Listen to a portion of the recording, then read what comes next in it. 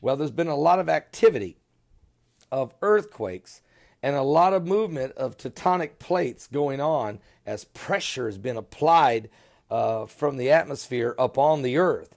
And also there's movement in the core of the earth. And then if you want to throw in Planet X, some gigantic body, a planet of some sort, what is it, Planet 7X? Is it Planet X? Is it Nibiru? But anyway, 10 times larger than the earth has been pulling gravitational pull on the earth, okay? These things we know. I started looking further afield from regular literature and stumbled upon a book by Zecharia Sitchin named called The 12th Planet. And this is outside of a normal field of view, and I thought it was interesting. Sitchin's theory was that the Sumerians were aware of this planet, and that that there was a planet in our solar system, what he called a 12th planet, which came in and out of our solar system on a regular basis. Orbital path was like that of a long period comet, but it was actually the size of a planet, maybe 3 to 5 times the mass of Earth or larger. And he believes that the Sumerians were aware of this planet, and then had recorded it in their creation epic called Enuma Elish, which means. And I wrote an entire book on the subject, not only about the creation of the Earth, but also the Nativity, and of course the Second Coming, which I was focusing on, where I believe that Planet X will return, and the battle between God and the dragon will resume. That is to say, Planet X and Earth, and that's really the subject of the book. Planet X, the sign of the Son of Man, and the end of the age. It's like this is the resumption of an old battle, which will reoccur again in the end times, and which actually is described in the Bible as the resurgence of this dragon character. Was mentioned in Revelation 12. And this is a resumption of this old battle, and Planet X will return, and there will be another conflict between Earth and Planet X, which will result in a catastrophic end to human civilization. And then it says, a great star falls from heaven, burning like a lamp. It fell on the third part of the rivers and fountains of waters, and the name of the star is called Wormwood. And the third part of the waters become wormwood or bitter. Many men die of the waters because they're made bitter or poisonous, or let's just say radiation. Anytime a meteorite or an asteroid or something comes from the heaven and hits the earth, it brings with it a ton of radiation, which would make waters polluted and you couldn't drink it. So what causes it? What could shake the heavens? Send asteroids or comets crash into the earth, creating a catastrophic, cataclysmic, apocalyptic event. And then you look at the destroyer. Planet X is sometimes called, Nibiru, or the destroyer, and now we're hearing NASA say that something is pulling on the probe around Saturn, pulling on all the planets, the moons of the planets, pulling on something hidden, something somewhere is pulling. It's a gravitational pull. And we see earthquakes and volcanic eruptions last year. We broke the record for most earthquakes over 6.0 last year, and we broke the record for most volcanic eruptions last year, and we're blowing the world away with sinkholes, and we've never even heard of such a thing. And so something's happening, okay? And something's causing it to happen. But it actually, Jesus said it in Luke 21, and the Bible prophesies it in Revelation 8. So that's where I'm seeing that a Planet X doesn't have to hit us. It's just what it does in the effect is what I truly believe is causing and is going to cause major events on the earth, and it's Bible prophecy. Yeah, the more I personally hear about different theories and things about Planet X, the more that I'm becoming convinced too.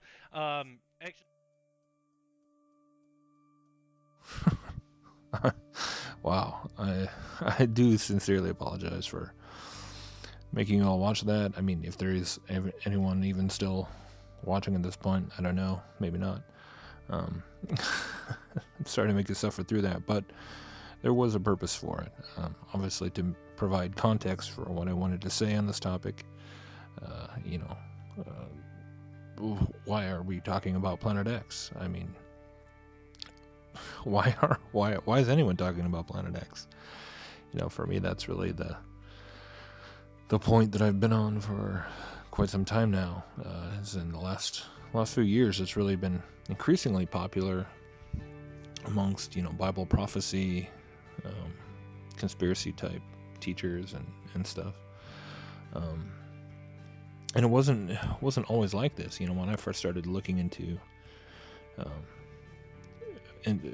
prophecy and conspiracy and things like that, this Planet X was more or less relegated to the realms of the whole New Age side of the truth movement and the 2012ers and all this sort of thing.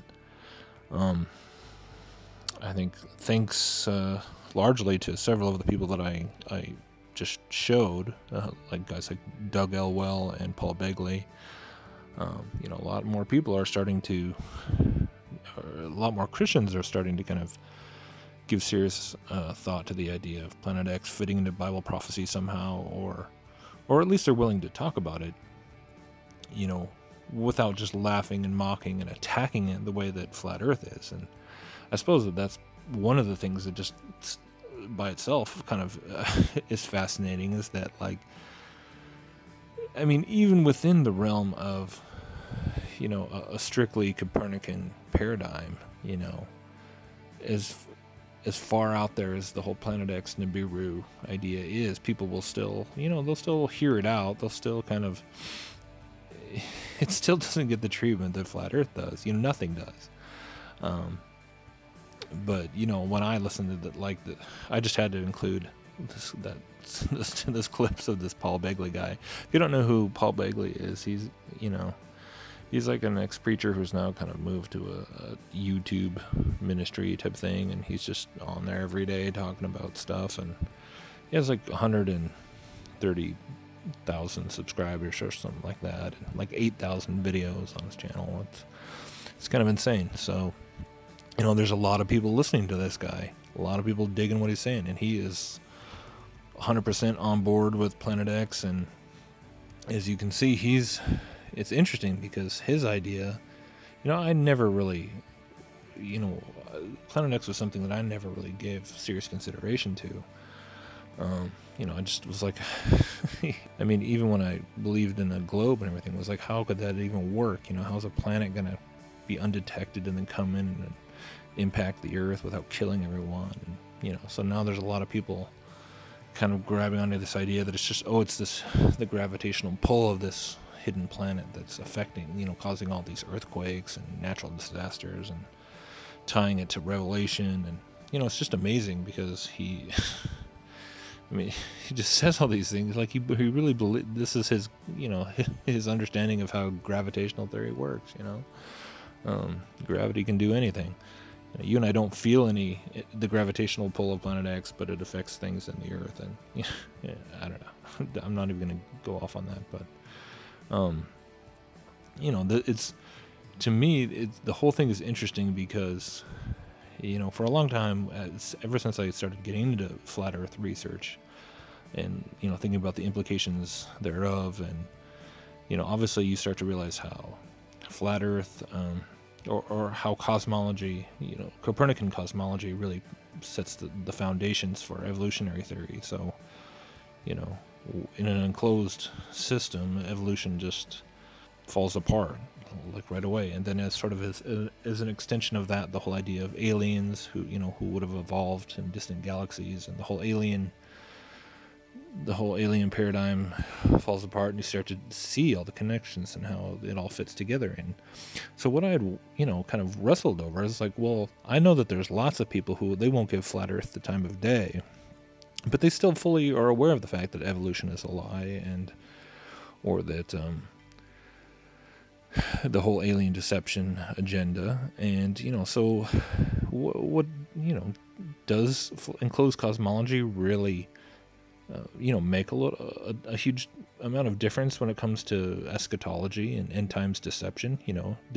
How could it still be a major major key element to the great deception, the last days deception, if a lot of people can kind of figure these sorts of things out without flat Earth, right?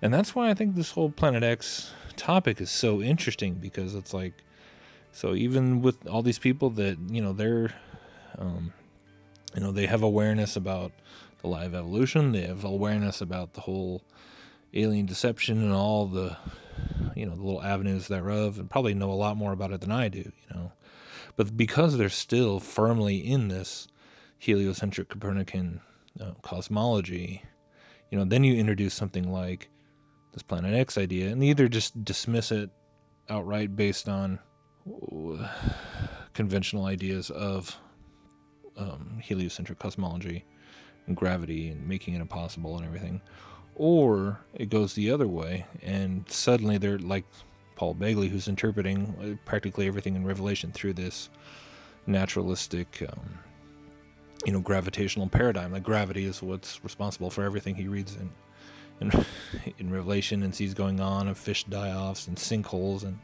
it's all gravity, which is just interesting because obviously if you're becoming convinced by flat earth evidence, that's certainly not, you're not going to fall for that kind of explanation whatsoever. It's nonsense.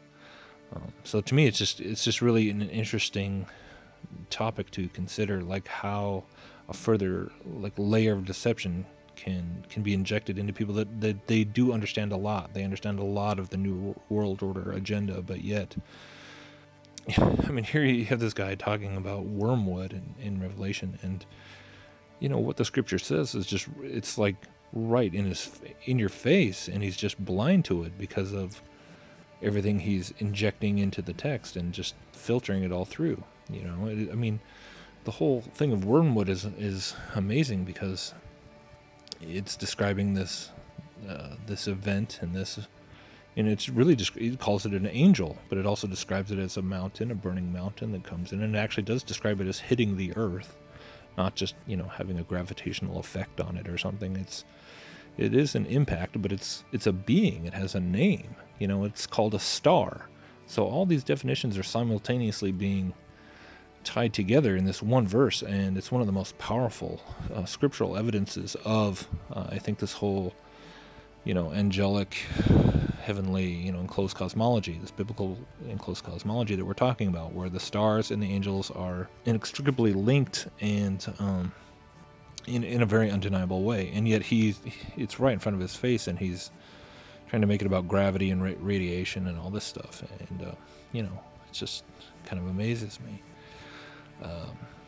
So yeah, I'm not saying that I have some elaborate prediction of how this sort of deception linked with this resurgence of Planet X, teaching, trying to link it to Bible prophecy, exactly how that deception would play out.